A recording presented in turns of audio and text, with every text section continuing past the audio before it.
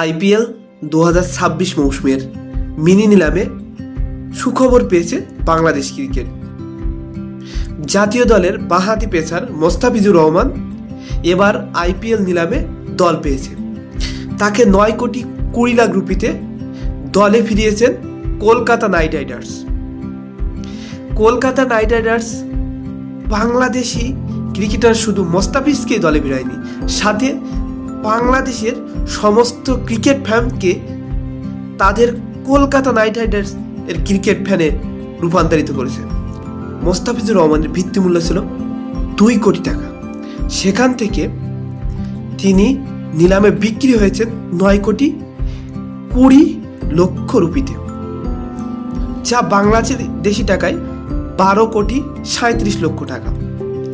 এর আগে বাংলাদেশি কোনো প্লেয়ার এত টাকায় আইপিএল নিলামে বিক্রি হয়নি।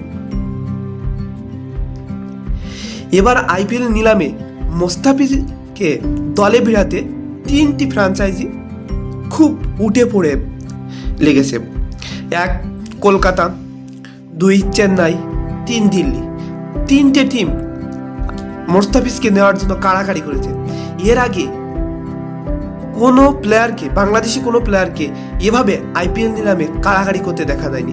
এই প্রথম মোস্তাফিজকে নিয়ে কাড়াকাড়ি করতে দেখা গেছে, এবং মোস্তাফিজ একমাত্র প্লেয়ার যে বাংলাদেশের সব থেকে বেশি মূল্যে আইপিএল নিলামে বিক্রি হয়েছে, এবং একমাত্র বাংলাদেশি প্লেয়ার।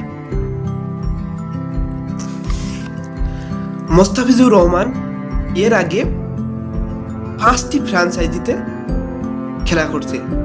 এবার কলকাতায় যুক্ত হওয়ার পরে সে 6টি ফ্র্যাঞ্চাইজিতে নাম লেখালো। এর আগে 5টি ফ্র্যাঞ্চাইজি ছিল: Sunrisers Hyderabad, Rajasthan Royals, Delhi Capitals, Chennai Super Kings. এই দলগুলোতে তিনি খেলা করছেন। এরপরে তিনি যুক্ত হয়েছেন সানরাইজার্স হায়দ্রাবাদে। আশা করি মোস্তাফিজুর রহমান অনেক ভালো খেলা বাংলাদেশ ক্রিকেট তথা কলকাতা ফ্যানদের জন্য উপহার দিবেন।